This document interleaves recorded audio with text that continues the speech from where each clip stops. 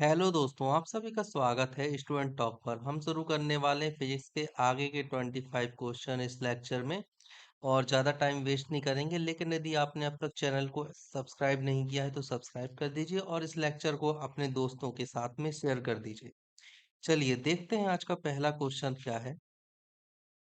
आपसे पूछा गया है कि न्यूक्लियर रिएक्टर में भारी जल का प्रयोग किस रूप में किया जाता है। ईंधन के रूप में, शीतलक के रूप में, नियामक के रूप में, या इनमें से कोई नहीं। ओके। देखिए, ईंधन का उपयोग किस लिए किया, ईंधन के रूप में किस चीज का उपयोग किया जाता है, यूरेनियम का। और प्लूटोनियम का भी कर सकते हो, लेकिन यूरेनियम का मेनली मेनली किया जाता है, यूरेनियम 235। शीतलक के रूप में नहीं, किस चीज का उपयोग करते हो शीतलक के रूप में, आप सभी को बताना है। नियामक के रूप में किस चीज का उपयोग करते हो, आपसे पूछा गया है, भारी जल का किया जा सकता है या नहीं किया जा सकता। तो सही आंसर है किया जा सकता है, लेकिन एक और चीज आपको याद रखनी है। मंदक के रूप में दो चीजें होती हैं, एक तो होता है भारी जल का आप उपयोग कर सकते हो, और दूसरा ग्रेफाइट का भी उपयोग कर सकते हो। ठीक है। अब देखो, आजकल ऐसी भी तकनीक आ गई है जिससे आप मंदक के रूप में किस चीज का उपयोग कर सकते हो, सामान्य जल का भी उपयोग कर सकते हो, लेकिन कुछ विशेष परिवर्तन करने के बाद, है ना, सामान्य जल का भी उपयोग कर सकते हो आजकल, आज के समय में। ठीक है। अब यहाँ पर जैसे शीतलक की अगर मैं आपको बात बताऊं तो दो चीजें होती हैं, एक मैं आपको बता देता हूँ, एक आपको बताना है होमवर्क में। एक होता है द्रवित सोडियम। ठीक है, द्रवित सोडियम का उपयोग हम फिर शीतक के रूप में करते हैं। और एक और होता है जिसको आपको बताना है कमेंट सेक्शन में। चलिए आगे बढ़ते हैं। आपसे पूछा गया है परमाणु रिएक्टर में प्रयुक्त ईंधन, हम ऑलरेडी बात कर चुके हैं प्रयुक्त ईंधन की। पेट्रोल नहीं, कोयला नहीं, यूरेनियम बिल्कुल सही। कौन सा यूरेनियम, यूरेनियम 235। इसका परमाणु क्रमांक कितना होता है, 92। दूसरा क्या होता है, दूसरा होता है प्लूटोनियम। ठीक है ना। तो पीयू से इसे रिप्रेजेंट करते हैं। इसका परमाणु क्रमांक कितना होता है, 94। और परमाणु भार कितना होता है, 244 पॉइंट कुछ होता है। 244 आप याद रखना। चलिए, जलने वाली गैस नहीं। चलिए अगला क्वेश्चन देखते हैं। नाभिकीय रिएक्टर में ग्रेफाइट का प्रयोग किया जाता है, ग्रेफाइट का प्रयोग आप किस रूप में करते हो, विमंदक के रूप में, ईंधन के रूप में, स्नेहक के रूप में, या विद्युत रोधी के रूप में करते हो, विमंदक के रूप में। हम पहले देख चुके हैं इस चीज। देखो, इन सब चीजों को अच्छे से पढ़ना, ये बहुत ज्यादा इंपॉर्टेंट चीजें हैं जो अक्सर एग्जाम में आती हैं। अगला क्वेश्चन आपसे पूछा गया है, भारत में निर्मित कौन सा मध्यवर्ती परास परमाणु क्षमता योग्य प्रक्षेपास्त्र है। ओके। भारत में निर्मित कौन सा मध्यवर्ती परास परमाणु क्षमता योग्य प्रक्षेपास्त्र है, आपसे ये पूछा गया है। परमाणु क्षमता युक्त, जिससे आप एटम बॉम्ब के रूप में भी उपयोग कर सकते हो। कौन सा हो सकता है, पृथ्वी नहीं। पृथ्वी कैसी होती है, जमीन से जमीन में मार करने वाली, मतलब पृथ्वी से पृथ्वी। अग्नि बिल्कुल, जमीन से हवा में या हवा से हवा में, सभी तरह से ये मार कर लेती है। जमीन, हवा और पानी, तीनों जगह से ये मार कर सकती है। त्रिशूल क्या होती है, त्रिशूल भी होती है जमीन से हवा में। नाक कौन सी होती है, नहीं, त्रिशूल होती है जमीन से जमीन में। नाक कौन सी होती है, ये टैंक रोधी मिसाइल होती है। कौन सी, टैंक रोधी मिसाइल कहते हैं इसको। या फिर हम ये कहें कि एंटी टैंक मिसाइल। कौन सी, एंटी टैंक मिसाइल होती है ये। यहाँ पर सही आंसर कौन सा हो जाएगा, परमाणु क्षमता योग्य प्रक्षेपास्त्र अग्नि मिसाइल। चलिए अगला क्वेश्चन आपसे पूछा गया है, ज्यामिति का जनक कौन है। ज्यामिति का जनक आपसे पूछा गया है, कौन है, ज्यामिति मतलब जियोमेट्री, है ना। ज्योमेट्री के फादर कौन है यहाँ पर, आपसे पूछा गया है। आपके ऑप्शन है यूक्लिड, पाइथागोरस, केपलर, या अरस्तु। इनमें से कौन, तो यूक्लिड है ज्यामिति के जनक। पाइथागोरस कौन है, इन्होंने दी थी पाइथागोरस प्रमेय, पाइथागोरस प्रमेय। लेकिन ऐसा कहा जाता है कि पाइथागोरस से भी पहले एक भारतीय गणितज्ञ थे जिनका नाम था बोधाइन। बोधाइन, है ना। तो बोधाइन थे जिन्होंने पाइथागोरस प्रमेय को इनसे पहले दे दिया था, पर पाइथागोरस प्रमेय के नाम से ज्यादा प्रचलित हो गई है।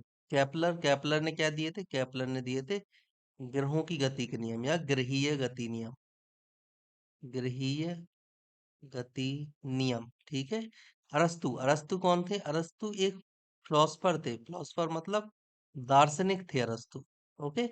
अगला क्वेश्चन आपसे पूछा गया है कि निम्नलिखित में से उन रेखाओं को क्या कहा जाता है जो उन स्थानों पर मिलती हैं जहाँ तड़ित झंझावात आती है? तड़ित झंझावात मतलब जहाँ बिजली गिरती है, उन्हें क्या कहते हैं? आपसे पूछा गया आइसोक्रोन्स, आइसोफिन्स, आइसोबोन्ड्स या आइसोहाइड्स, इन्हें क्या कहते हैं? देखिए वैसे तो तड़ित झंझावात आप सभी जानते ही होंगे कि क्या कहलाती है। क्वेश्चन नंबर 81 का आंसर सी आइसोब्रोड्स होता है ना।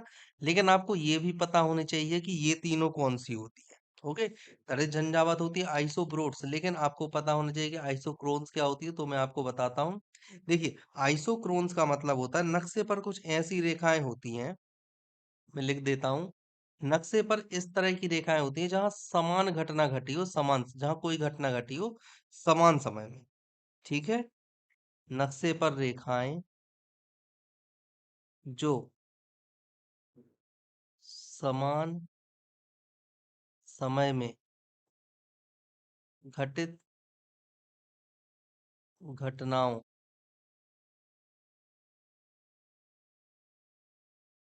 को दर्शाती है उसे हम बोलते हैं आइसोक्रोन्स। आइसोफेंस आपको बताना है क्वेश्चन मार्क में क्या होते हैं। आइसोबोन्स हमने बात की, आइसोहाइड्स क्या होती हैं?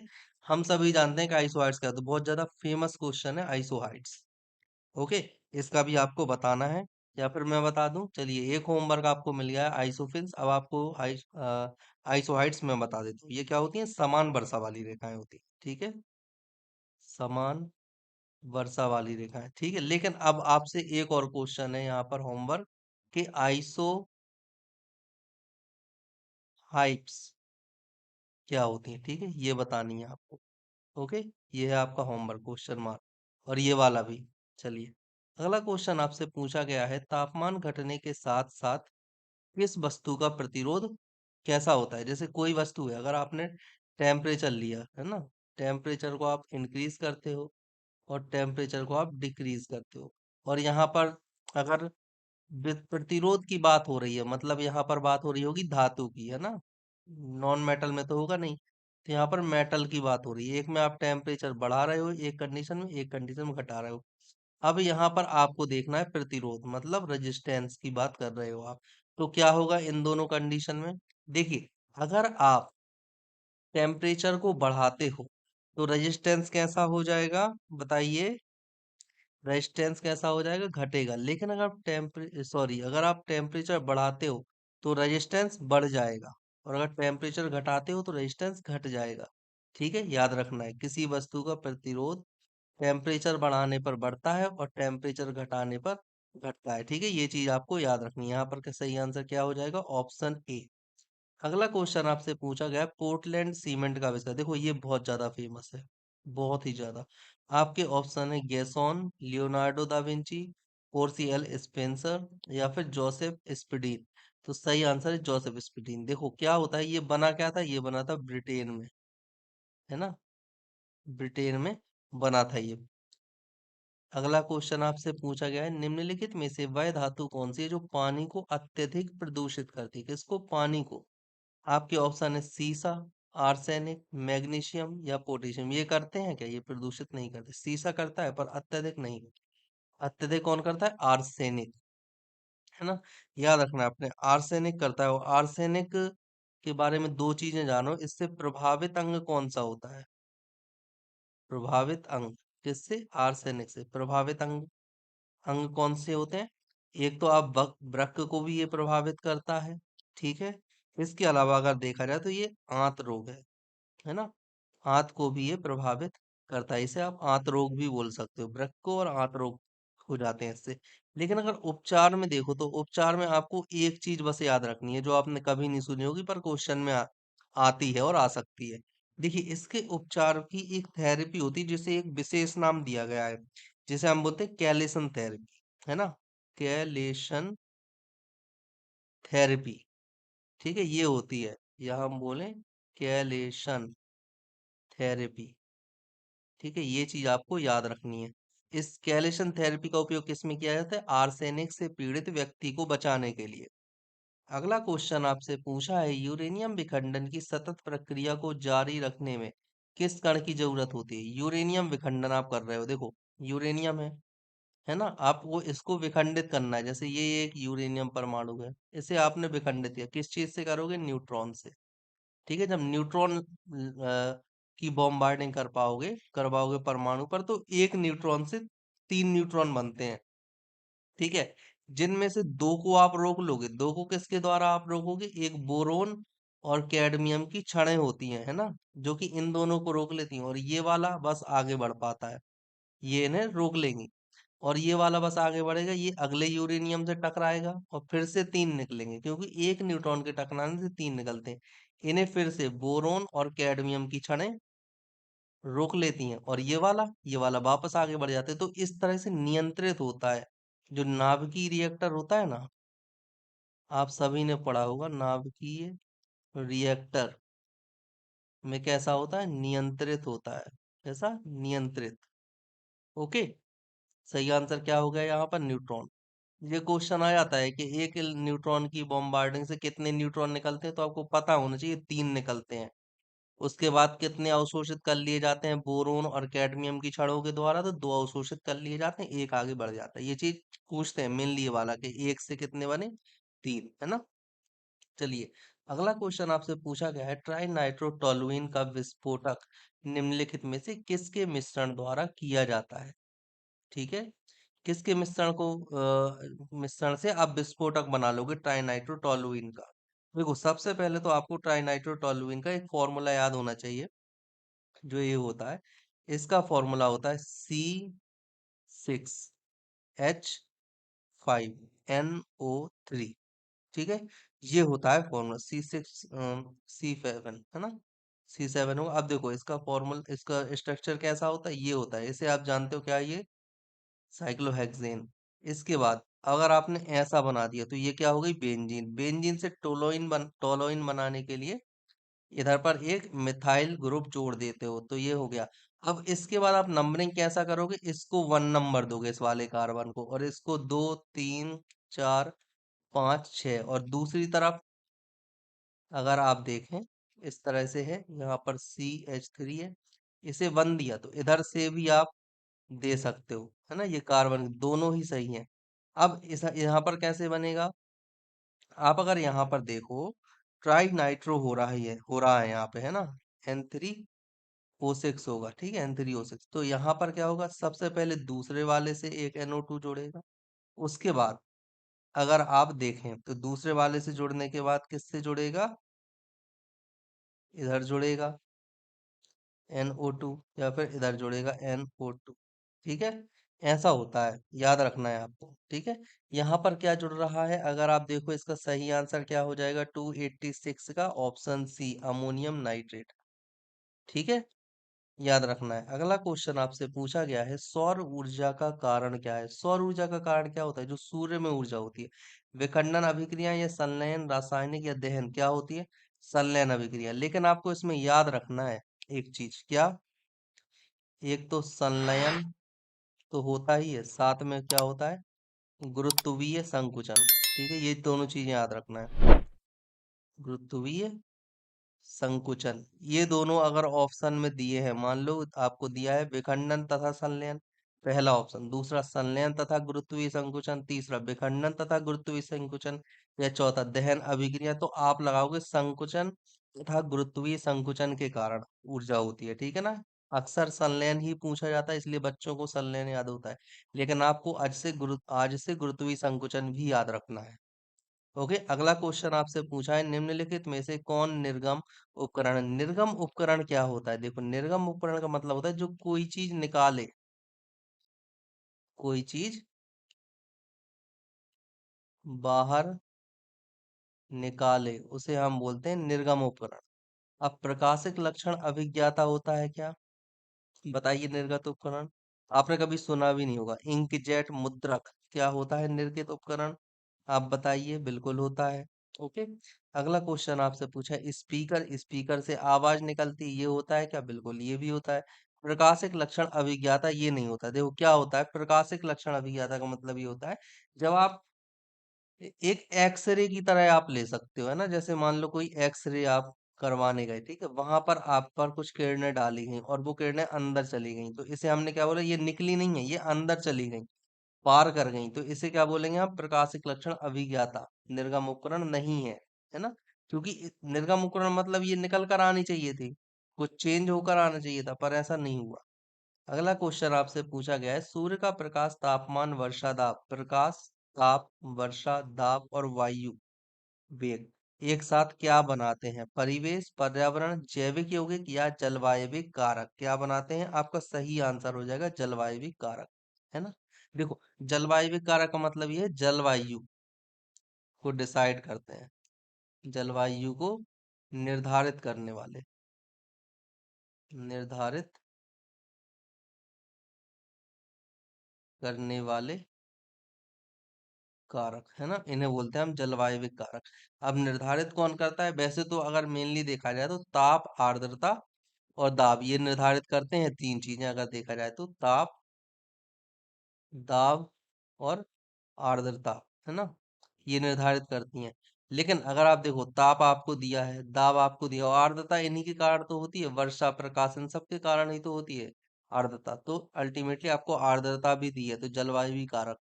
अगला क्वेश्चन आपसे पूछा है, सौर प्रणाली की खोज किसने की? सौर प्रणाली मतलब एक बीच में सन है और इसके चारों ओर प्लानिट हैं जो घूम रहे हैं अलग अलग। इसकी खोज के बेयर्ड, बेयर्ड ने क्या किया था? टीवी। गैलीलियो ने क्या किया था? आपको बताना है। केपलर ने क्या किया था? कॉपरनिकस ने क्या किया था? सही आंसर है कॉपरनिकस। केपलर ने क्या किया था? ग्रहीय गति के नियम बताए थे, ठीक है। गैलीलियो ने क्या बताया था? गैलीलियो ने बताया था कि पृथ्वी घूमती है सूर्य के चारों तरफ, पृथ्वी घूमती है, ये गैलीलियो ने बताया था, ठीक है, याद रखना है। अगला क्वेश्चन आपसे पूछा गया है, 2G स्पेक्ट्रम में प्रयुक्त जी का मतलब क्या होता है? Global, Google, generation. बिल्कुल सही, जनरेशन होता है ना कि गवर्नेंस। 2G, 3G, 4G, अब हमारे यहाँ 5G चल रहा है, 5G मतलब फिफ्थ जनरेशन, है ना? ये अगला क्वेश्चन आपसे पूछा है, ऑटो हॉर्न किस आविष्कार के लिए प्रसिद्ध है? ऑटो हॉर्न स्पेक्ट सेफ्टी लैंप के लिए प्रसिद्ध है, एक्स किरणों के लिए प्रसिद्ध है, टेलीविजन के लिए प्रसिद्ध है या एटम बम? बिल्कुल एटम बम के लिए प्रसिद्ध है, ठीक है। सेफ्टी लैंप किसने बनाया था, बता सकते हो आप? बहुत फेमस है। एक्स किरणें किसने बनाया था? रॉन्टजन ने, है ना? रॉन्टजन ने। टेलीविजन किसने बनाया था? बियर्ड ने। ओके। सेफ्टी पिन का बस मैं आपको हिंट दे देता हूँ, उनका नाम जी से शुरू होता है, ठीक है। चलिए, अगला क्वेश्चन आपसे पूछा गया है, भारत में समस्त अंतरिक्ष यान प्रचालन का मर्म केंद्र, मर्म केंद्र मतलब क्या होता है बताइए? हम्म देखिए, यहाँ पर एक केवल क्वेश्चन ना समझ में आने का यही रीजन हो सकता है कि मर्म केंद्र क्या है। मर्म केंद्र का मतलब होता है सुविधाओं से, है ना? फैसिलिटी, सुविधा, जहां से आप नजर रखते हो, सुविधाएं प्रोवाइड करते हो, तो MCA इसका मतलब ही होता है। MCA का अगर हम फुल फॉर्म देखें तो होता है मास्टर कंट्रोल फैसिलिटी। क्या होता है? मास्टर कंट्रोल फैसिलिटी, फैसिलिटी, ठीक है ना? ये होता है MCF का फुल फॉर्म। अब इसका मुख्यालय आपसे पूछा गया है, अंतरिक्ष यान प्रचालन। अंतरिक्ष यान प्रचालन का मतलब है कि इसरो का मुख्यालय होगा, है ना? इसरो की जो MCF है उसका मुख्यालय होगा, तो ये कहाँ पर है? केरल में है क्या? नहीं। हैदराबाद? नहीं। हासन, कर्नाटक। ये करना है याद। हरिकोटा? नहीं। क्या है? इम्पोर्टेंट है ये। जो मास्टर कंट्रोल फैसिलिटी है इसरो की, वो हासन, कर्नाटक। केवल स्टेट भी याद कर लो तो भी आ जाएगा, क्योंकि स्टेट अक्सर आ जाता है ना, कर्नाटक। अगला क्वेश्चन आपसे पूछा गया है, तारकोल वाली सड़कों पर टूट फूट तब होती है, मतलब जैसे अपन देखते हैं ना कि जो डामर सड़कें हो जाती हैं, है ना? डामर सड़क क्यों टूट जाती है, वो ये इन्होंने पूछा है। अत्यधिक नुकसान किस वजह से होता है? अत्यधिक यातायात के कारण? नहीं। सड़क ढाल ना हो? बिल्कुल नहीं। रख रखाव ना हो? नहीं। देखो, पानी स्थिर हो जाए तब होता है। अब मैं बताता हूँ ऐसा कैसे होता है। देखो क्या होता है, डामर सड़क है। अब क्या होगा, जब पानी एक जगह स्थिर हो जाता है तो ये क्या करती है, सड़क की जो चिकनी परत होती है, सड़क के ऊपर आपने देखा होगा एक चिकनी परत होती है ना, चिकनी परत को निकाल देता है ये। अगर पानी इकट्ठा हो जाएगा तो चिकनी परत निकल जाएगी, है ना? निकाल देता है। और जब चिकनी परत ये निकाल देता है तो वो अब क्या करेगा, पानी भर गया, चिकनी परत निकल गई तो पानी और तार दोनों डायरेक्ट आ जाते हैं कांटेक्ट में। कैसे आ जाते हैं? दोनों कांटेक्ट में आ जाते हैं। दोनों कांटेक्ट में आ जाएंगे। ठीक है, कांटेक्ट में अगर दोनों आ गए हैं तो कांटेक्ट में आने के बाद क्या होगा, इससे ये होगा कि जो टार होता है वो कैसा हो जाएगा, मुलायम। तार मुलायम हो जाएगा। ठीक है, मुलायम हो जाएगा, मुलायम हो जाने के कारण क्या हो जाएंगे, छिद्र हो जाएंगे, उसमें क्या हो जाएंगे, छिद्र हो जाते हैं। और छिद्र हो जाने से क्या होता है, फिर पानी अंदर तक रिसने लगता है, पानी अंदर रिसने लगता है ना। तो इस वजह से, पानी की वजह से होता है खराब। यहां से सर्कल चलना शुरू हुआ, यहाँ से पूरा ऐसा और इधर पर आया। ठीक है, ये होता है इसका बेसिक। चलिए अगला क्वेश्चन आपसे पूछा गया है, पिक्नोमीटर। पिक्नोमीटर नामक उपकरण का प्रयोग किसे मापने के लिए किया जाता है, आपको ये बताना है। सौर विकिरण की तीव्रता के लिए किया जाता है, घनत्व के लिए किया जाता है, उच्च तापमान या भूकंप की तीव्रता के लिए किया जाता है। सही आंसर बताइए। सही आंसर है घनत्व। देखो पिक्नोमीटर के द्वारा क्या मापा जाता है, घनत्व तथा मात्रा, है ना, दो चीजें मापी जाती है, घनत्व और मात्रा।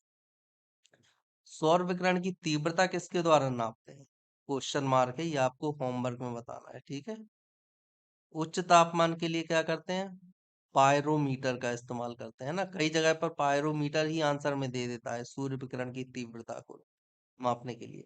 भूकंप की तीव्रता को किस में नापते हैं, भूकंप की तीव्रता को नापते हैं सिस्मोमीटर के द्वारा। ठीक है, सिस्मोमीटर होते हैं जिसमें 1 से 10 तक खाने होते हैं, और प्रत्येक खाना पिछले वाले के 10 की घात होता है। मतलब अगर पहले खाना 1 है तो दूसरा जो खाना होगा वो कितना होगा, 10। 10 गुना होता है। तीसरा खाना कैसा होगा, 10 की घात 2, फिर होता है 10 की घात 3, इस तरह से होता है। अगला क्वेश्चन आपसे पूछा गया है, सूखी बर्फ क्या है, सूखी बर्फ बेंजोइक एसिड है क्या, C6H5COOH, ये है क्या, या बिना पानी की ठोस गैस, नहीं। ठोस कार्बन डाइऑक्साइड, बिल्कुल सही। ग्लेशियल एसिटिक एसिड, नहीं। सही आंसर क्या है, ठोस कार्बन डाइऑक्साइड। चलिए अगला क्वेश्चन आपसे पूछा है, भारत की मिसाइल अग्नि 2 है। अग्नि 2 किस तरह की मिसाइल है, पृथ्वी से आकाश में, न्यूक्लियर अम्ल, बिल्कुल नहीं। पृथ्वी से सागर मिसाइल, पृथ्वी से पृथ्वी मिसाइल। देखो जब अग्नि बनी थी ना तो स्टार्टिंग में इसे बनाया गया था पृथ्वी से पृथ्वी के लिए, है ना। लेकिन वर्तमान में से इतना ज्यादा डेवलप कर लिया गया है कि ये अर्थ टू अर्थ तो है ही, साथ में अर्थ टू ईयर भी हो गई है ना। अर्थ टू वाटर भी हो गई है, इसके अलावा ये सभी आपस में है। अगर आप बोलो तो ईयर टू अर्थ हो गई है, ईयर टू ईयर भी हो गई है। इसको अब इतना ज्यादा डेवलप कर लिया गया है, और वाटर से भी ये छोड़ी जा सकती है। अगला क्वेश्चन आपसे पूछा है, घरेलू प्रशीतक में सामान्यतः कौन सा प्रशीतक उपयोग में लाया जाता है, इसका मतलब क्या है, फ्रिज में कौन सा वाला, कई बार हम बात कर चुके हैं। ऑक्सीजन नहीं, नियोन नहीं, नाइट्रोजन नहीं, क्या होता है, फ्रियोन, है ना। फ्रियोन कौन सा, फ्रियोन 12। अगला क्वेश्चन आपसे पूछा है, निम्नलिखित में से सजीवन उत्पन्न करने वाली वह कौन सी तकनीक है जिसमें एक प्रतिबिंब दूसरे में बदल जाता है। ये बहुत ज्यादा इंपॉर्टेंट क्वेश्चन है ना, इसको प्लीज याद कर लेना। इसका मतलब ये है कि देखो आप इसमें क्या होता है, जैसे यहाँ पर मान लीजिए एक कोई लेंस लगा दिया, ठीक है। एक प्रकाश के यंत्र है, यहाँ से जहां से स्रोत है ये आ रही है लाइट, यहाँ तक आई, प्रतिबिंब बना। प्रतिबिंब का कुछ हिस्सा यहाँ बनता है, लेकिन इसके साथ एक और उपकरण यहाँ भी लगा हुआ होता है, तो कुछ किरण यहाँ गई, तो प्रतिबिंब का एक दूसरा हिस्सा यहाँ बना, और यहाँ से रिफ्लेक्ट होके फिर कुछ आई इधर, तो यहाँ अलग बना। तो वास्तव में हो सकता है आपने भेजा हो शाह का प्रतिबिंब, लेकिन यहाँ पर क्या दिखेगा, रा। समझे, इस तरह से होता है। तो इस तरह की जो प्रणाली होती है उसे हम क्या बोलते हैं, आकृतिक निरूपण, है ना। आकृति बदल जाती है, इसलिए आकृतिक निरूपण से उसे हम रिप्रेजेंट करते हैं। ओके, अंतः स्थापन नहीं, क्रम वीक्षण या इनमें से कोई, तो क्या, आकृतिक निरूपण। ये इंपॉर्टेंट है, इसको जरा याद रखना, और ये याद रखना कि आकृतिक निरूपण क्या कहलाता है, ऐसा भी पूछा जा सकता है आपसे। ओके, चलिए अगला क्वेश्चन अब आपसे पूछा गया है, एस चंद्रशेखर का नाम निम्नलिखित में से किस क्षेत्र से जुड़ा है। एस चंद्रशेखर, एस चंद्रशेखर कौन है, सुब्रमण्यम चंद्र